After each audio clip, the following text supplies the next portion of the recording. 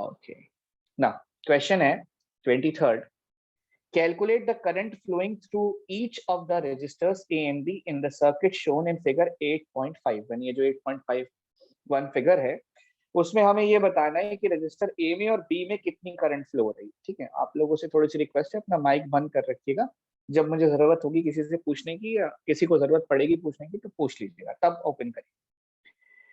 अब अगर हम इस सर्किट डायग्राम को देखें, क्लोजली ऑब्जर्व करें, तो हम ये देख रहे हैं कि यहाँ से करंट, अगर मेन करंट चल रही है तो वो पहली ब्रांच यहाँ जाएगी और फिर आगे बढ़ने के बाद दूसरी ब्रांच में ये जाएगी। यानी ये जो 1 ओम और 2 ओम का, जिनका नाम ए और बी रजिस्टर है, ये पैरेलल में कनेक्टेड है। ठीक है साहब, समझ गए। और हमें ये निकालना है कि इन दोनों में करंट कितनी जाए। माना कि इसमें करंट I1 फ्लो हो रही है और ऊपर वाले में I2 फ्लो हो रही है, फॉर एग्जाम्पल ले ली। अब इसको करने के जो है अपने पास बेसिक सिंपल तरीका ये है, जो हमारा कॉन्सेप्ट कहता है, अगर आप उसे पकड़े, कि पैरेलल में वोल्टेज सेम होती है।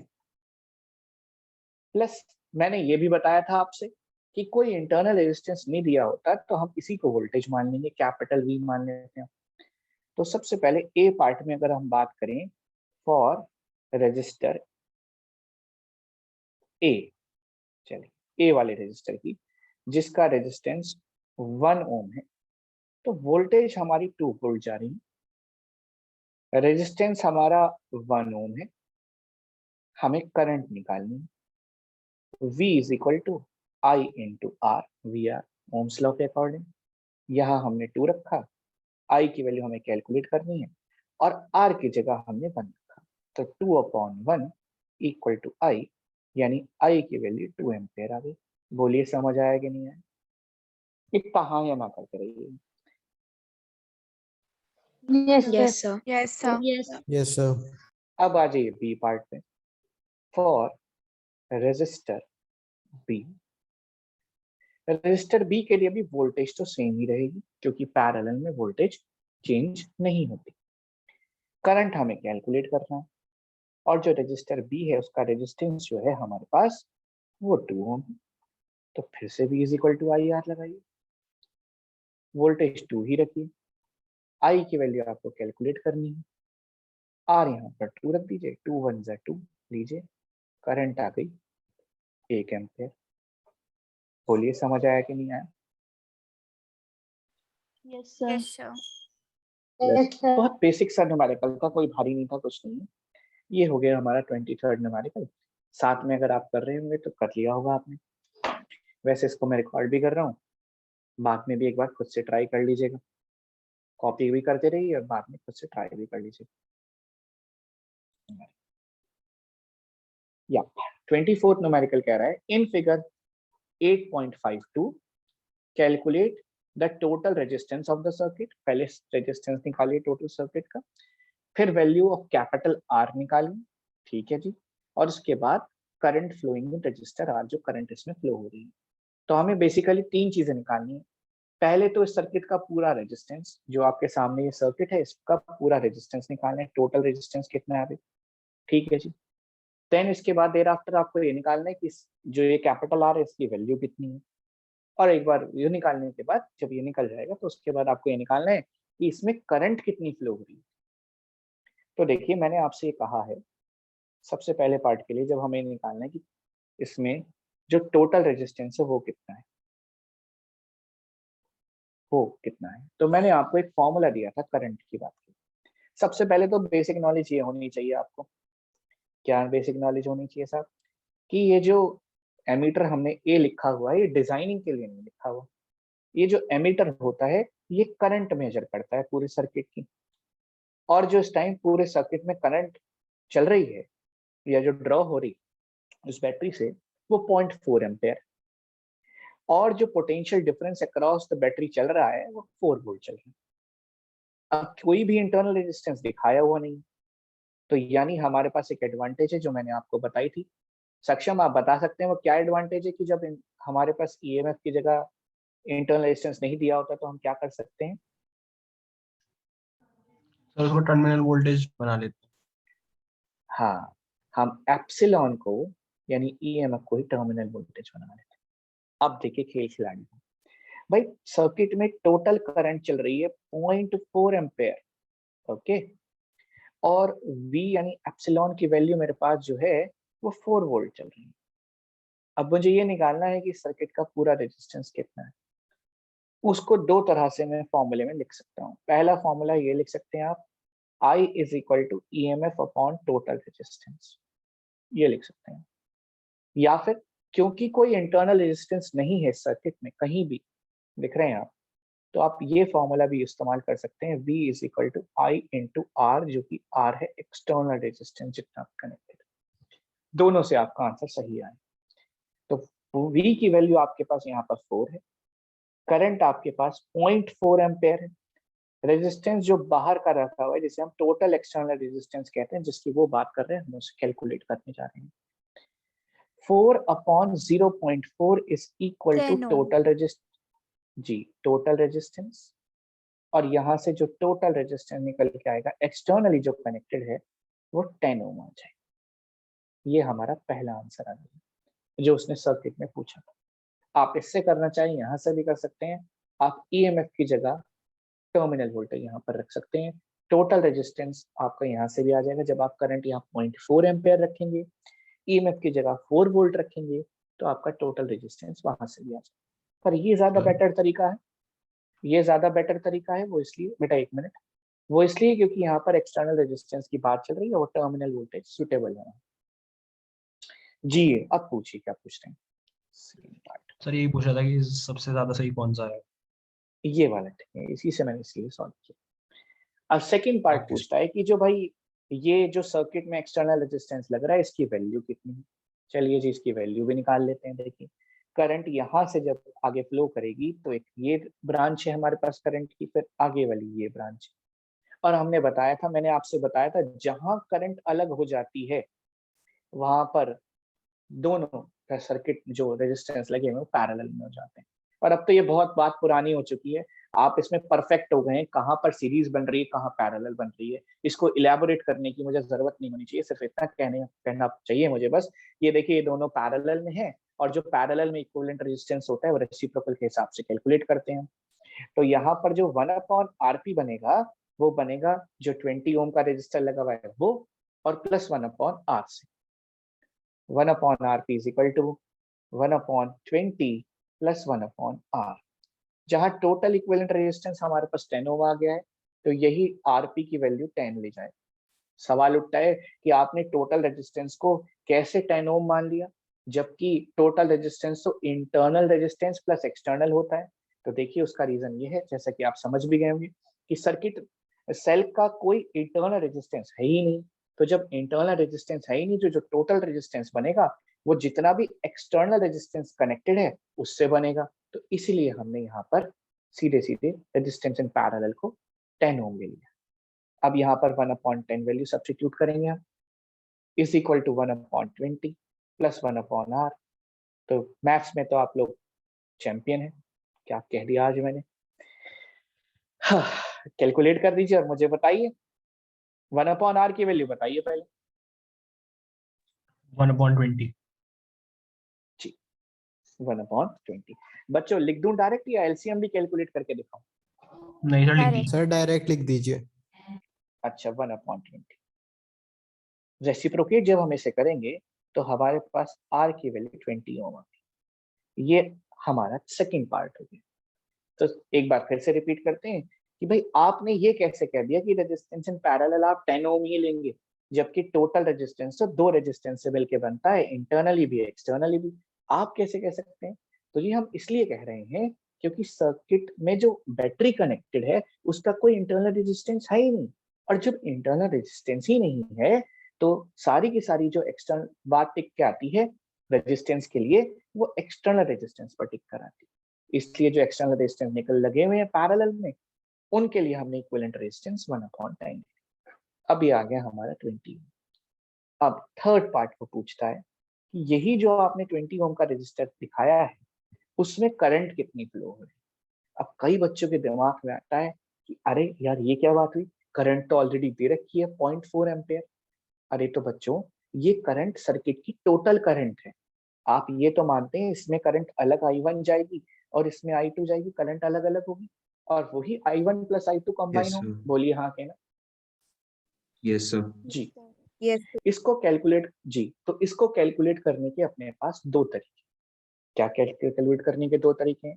पहला फॉर्मूला कहता है, जैसा मैंने पिछले न्यूमेरिकल में कहा, जब हमारा सर्किट पैरेलल में कनेक्ट होता है तो क्या चेंज नहीं होती, वोल्टेज सेम रहती है। यानी हमारे दोनों ही रजिस्टर 4 वोल्ट से कनेक्टेड हैं और जिस रजिस्टर की बात हम कर रहे हैं उसका रेजिस्टेंस कितना है, जरा बताएंगे मुझे? 20 ओम। बोलिए हाँ के ना। Yes, sir. तो basically V is equal to I into R लगा के हम आंसर निकाल लेंगे। देखिए V की वैल्यू हमारे पास 4 है, I हमें कैलकुलेट करना है और R हमारा 20 है। आइए कैलकुलेट करते हैं। 4/20 इज इक्वल टू I, यानी 2 2 जा 4। बोलिए 0.2 ampere. कैलकुलेट करके दो, है 0.2 ना? Ampere 10 0.2 ampere. 0.2 एम्पियर। ये लीजिए 0.2 एम्पियर। अब आपको लग रहा होगा सर बड़े आराम आराम से न्यूमेरिकल कराएं, जल्दी जल्दी क्यों नहीं करा रहे? इसलिए क्योंकि आप ये ना कहें कि सर वो ऑनलाइन कराए गए थे कोरोना काल में, तो दोबारा से ऑफलाइन भी करा दीजिए। कसर नहीं छोड़ना चाहता मैं कोई भी। रिकॉर्डिंग साथ में चल रही है सबूत के तौर पर, दोबारा देख लीजिएगा। तो ये 0.2 एम्पियर है। अब कोई कहे कि सर कोई और तरीका है क्या इसका कैलकुलेट करने का? जी हाँ, बिल्कुल एक और तरीका है। एक हमारे पास फॉर्मूला था कि I2 is equal to R1 upon R1 plus R2 into I। याद आया? Yes Yes, sir sir. यानी अगर हमें करंट 2 निकालनी है इस वाले से, तो इसमें ऐसे भी निकाल सकते हैं क्योंकि हमारे पास मेन करंट है। जो रेजिस्टेंस है दूसरा वाला, पहला रेजिस्टेंस 20 उसको ऊपर रखा, इन दोनों को ऐड करा, 20 प्लस 20 दोनों ही 20 आ गए हैं यहाँ पर, और इनटू मेन करंट 0.4 एम्पेयर चल रही। तो I2 is equal to 20 upon 40 into 0.4। चलिए बताइए जरा चेक करके, ना तो आप कर ही सकते हैं, किसी ने मारा या नहीं यार?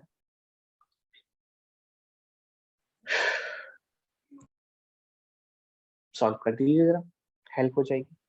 Sir, Yes, sir. 0.2 Same ampere है। only.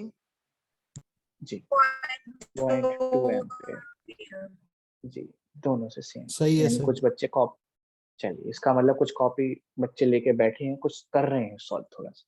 चलिए सुन के दिल को सुकून मिला, मन को शांति सी हुई कि मैं नहीं पढ़ रहा हूँ, बच्चे भी पढ़ रहे हैं।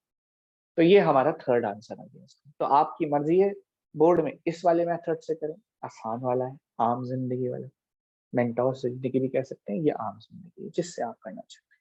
नेक्स्ट न्यूमेरिकल आता है Sir? 25th वाला। जी मैम बोलिए। सर एक बार सर्किट में बता दीजिए कि आपने I1 और I2 किसे assume किया है? मैंने I2 नीचे वाले को लिया है और I1 ऊपर वाले को लिया है। तो ध्यान रखिए जब हमने I2 इसको कहा है तो I1 वाली रेजिस्टेंस ऊपर आई, ठीक है?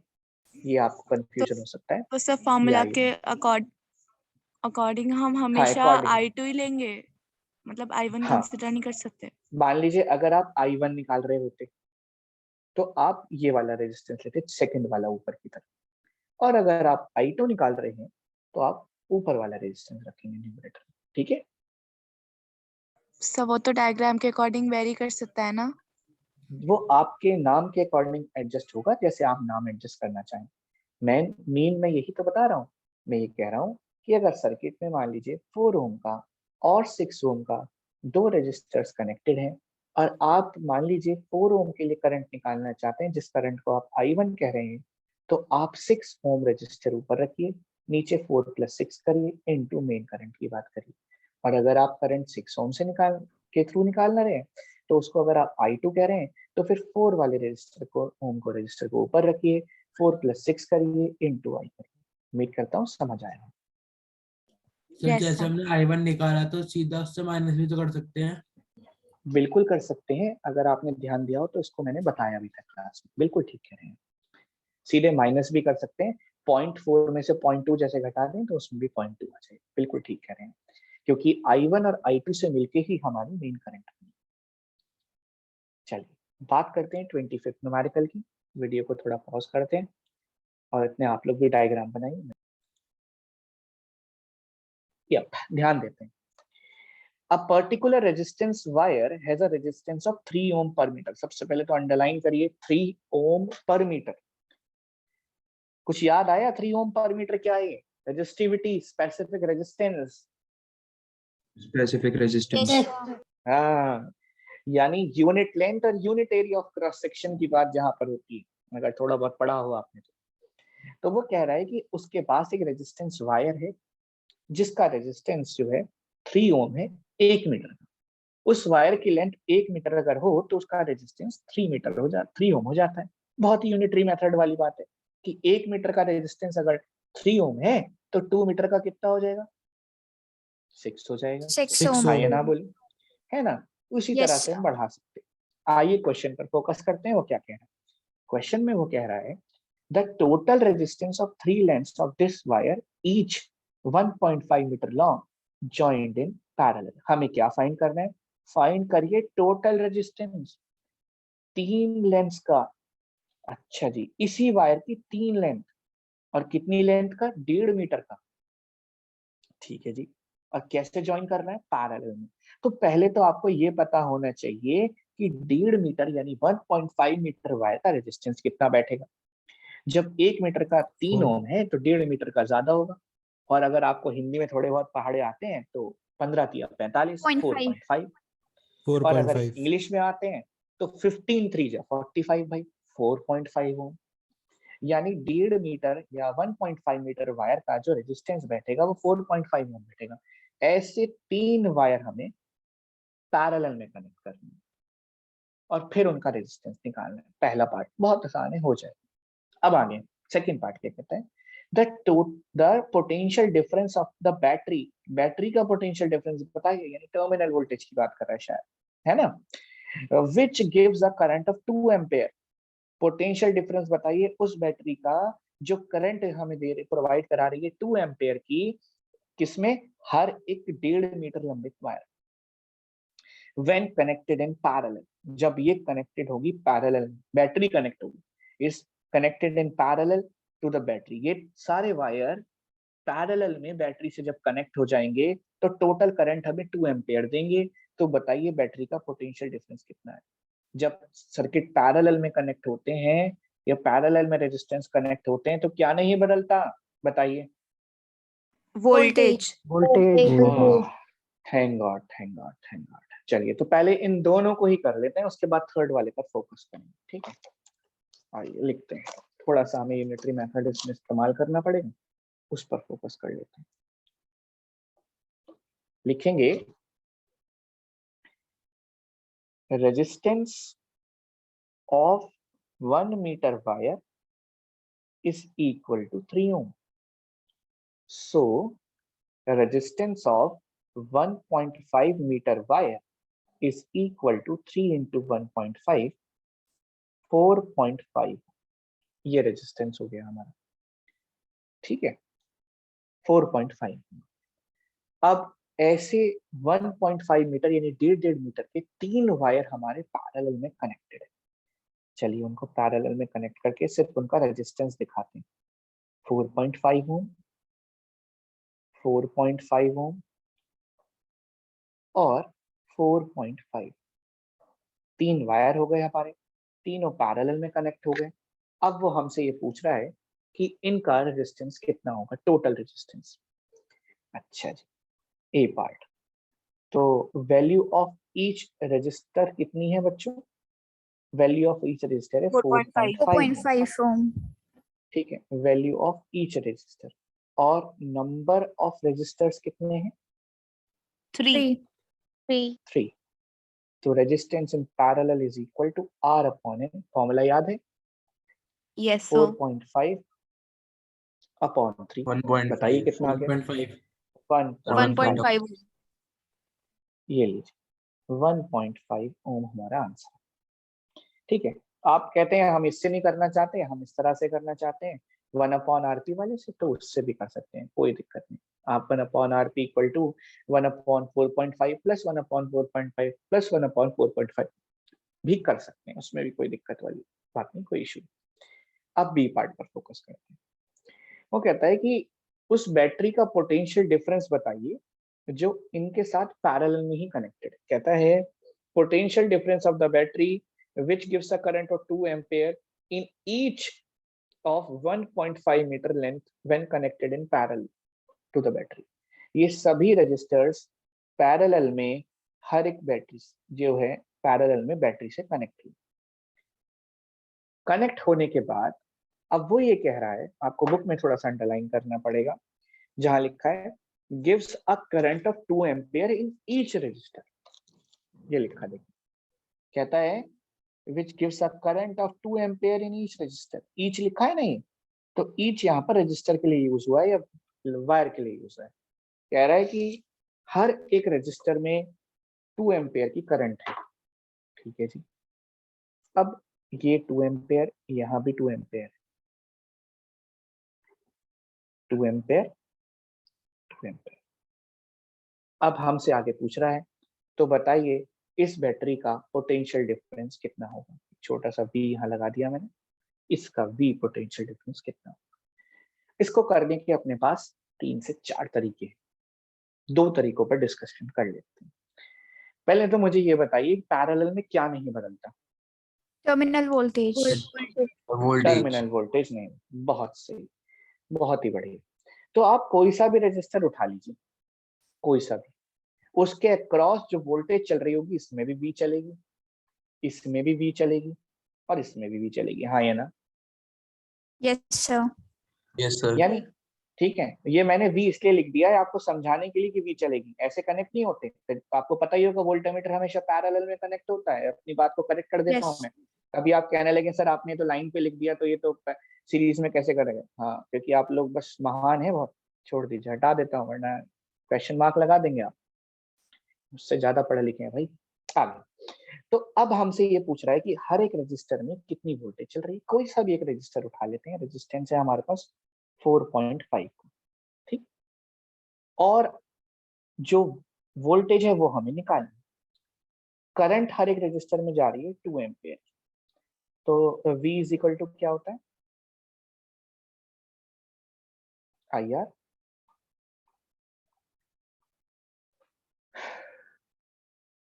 I की जगह 2 और R की जगह 4.5।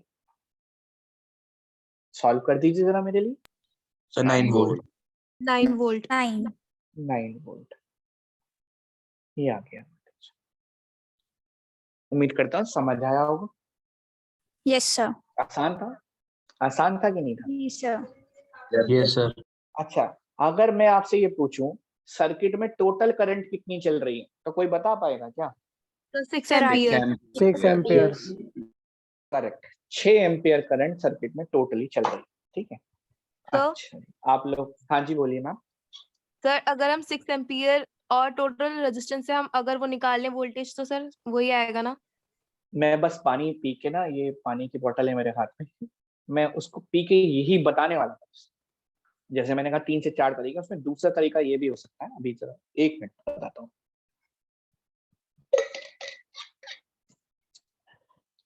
तो आप कहते हैं कि सर हमें इस मेथड से नहीं, थोड़ा कोई और मेथड हो उससे हो जाता। हाँ, उससे भी हो जाएगा, जैसा अभी दिव्यांशी कह रही थी कि हम पहले इन तीनों रजिस्टर को निकालने, कंबाइन टोटल रेजिस्टेंस निकालने, क्योंकि ये पैरेलल में कनेक्टेड है तो 1/RP करके निकालने, और इस करंट को निकालने टोटल, फिर V is equal to IR लगाने, तब भी आ जाएगा। उससे क्या होगा कि इसका कंबाइंड रेजिस्टेंस जब हमें मिलेगा, 1 मिनट रुक, तो हमारा सर्किट कुछ इस तरह से बन जाएगा। ये सिर्फ डिटेल में बता रहा हूँ ताकि आपको लगे कि हाँ भाई किसी कुछ पढ़ाया था किसी ने, बाकी इसकी कोई जरूरत नहीं है। देखिए, और करंट हमारी 6 होनी चाहिए टोटल, 6।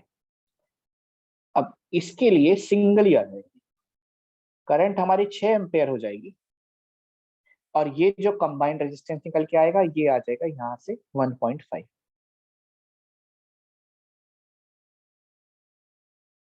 अगर आप V is equal to IR इसमें भी लगाते हैं तब भी आपका आंसर आ जाएगा 6 इंटू 1.5। रेजिस्टेंस इन पैरेलल था टोटल।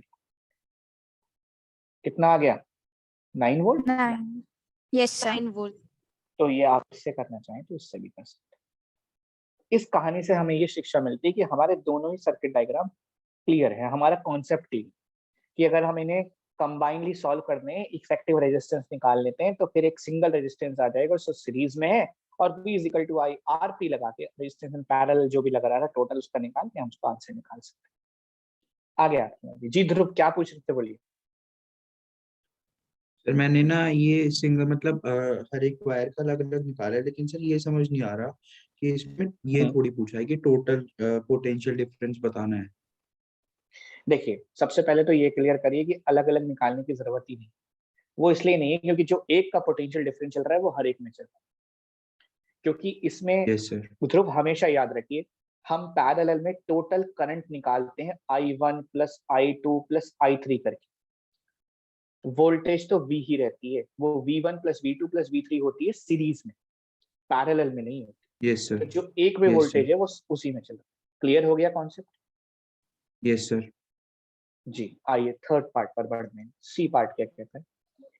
सी वाला पार्ट कह रहा है, अभी 4 मिनट हैं, देखते हैं पूरा कर पाते हैं तो।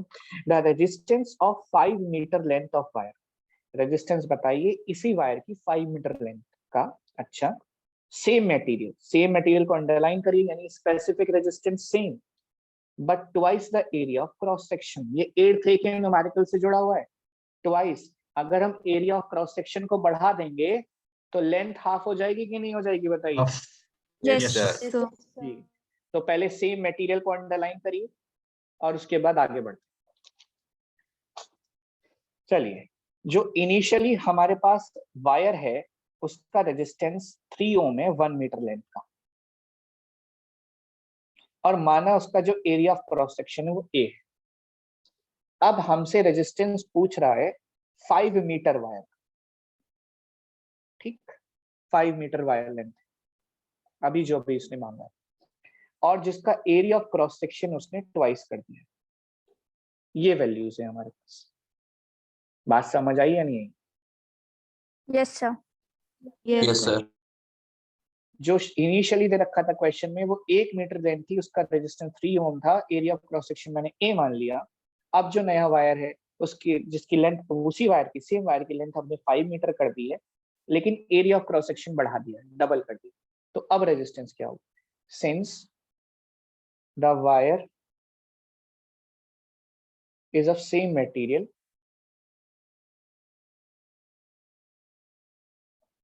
so rho 1 is equal to rho 2।